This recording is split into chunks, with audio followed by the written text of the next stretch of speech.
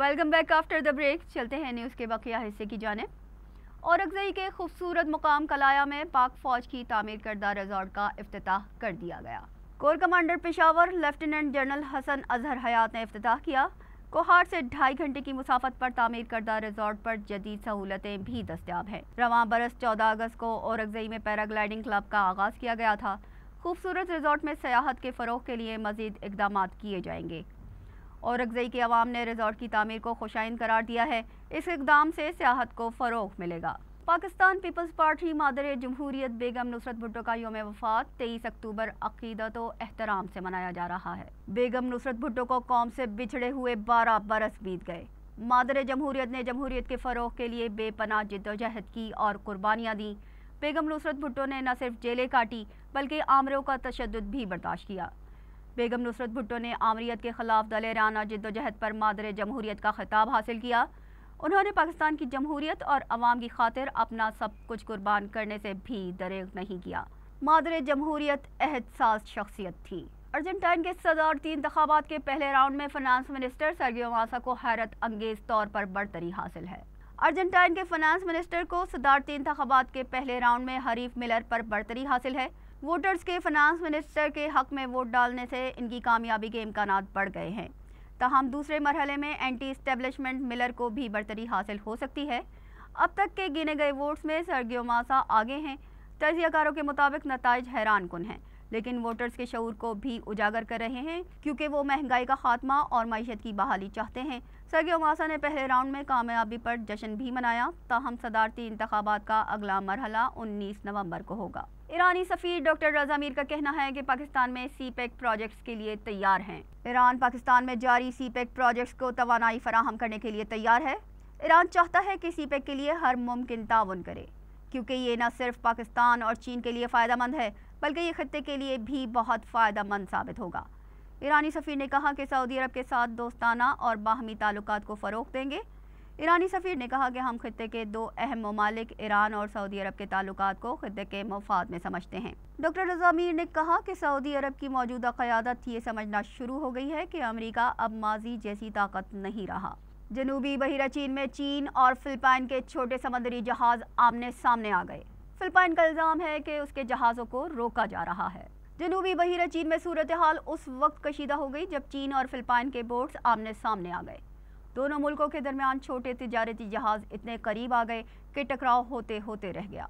फ़िलिपाइनी हुकूमत का मौक़िफ़ है कि मुतनाज़ा समंदरी हदूद में चीन के जहाज़ उसके बोट्स का रास्ता रोक रहे हैं। समंदर में तैनात बहरी जहाज़ों को छोटे बोट्स के ज़रिए सप्लाई फराहम की जाती है।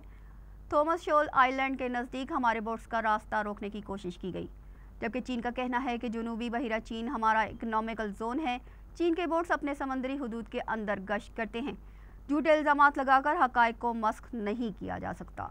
While no lives were lost in the collisions yesterday, China's provocative and irresponsible actions have clearly impeded once again the safety of the Filipino crew. As will be proven later by the armed forces of the Philippines and the Philippine Coast Guard through photos and videos, these collisions were caused by the dangerous and illegal maneuvers at sea by these Chinese vessels who were interfering with a legal and legitimate Philippine operation in support of BRP Sierra Madre.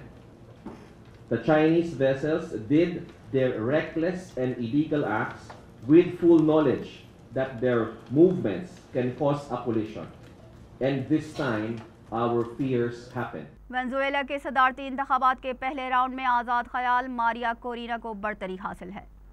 आज़ाद ख़याल सियासी रहनुमा Maria Corina ने इंतखाबी मुहिम के दौरान टकराव से गुरेज की पॉलिसी को अपनी मुहिम का महवर बनाया। उन्हें अपोजिशन उम्मीदवार पर बढ़तरी हासिल है। 6,11,10 वोट्स डाले गए। अब तक के गिने गए वोट्स में मारिया को बढ़तरी हासिल है। उनके करीब तरीन हरीफ कार्लोस प्रॉस्पेरी को 28,153 वोट्स मिले हैं। अपोजिशन कार्लोस प्रॉस्पेरी ने पोलिंग के दौरान बेज़ाब्तगियों के इल्ज़ामात भी आयद किए हैं। अफ्रीकी मुल्कों से छोटी कश्ती में आने वाले तकरीबन 1,000 पनाह गुज़ीनों को इमदादी इदारे ने स्पेन के कैनरी आइलैंड पहुँचा दिया। स्पेन के गहरे समंदर में अफ्रीका के मुल्कों से पनाह गुज़ीनों की बड़ी तादाद के आने का सिलसिला जारी है। गुज़िश्ता दिनों छोटी कश्तियों के हादसे में सैकड़ों अफराद गहरे समंदर में डूब चुके हैं।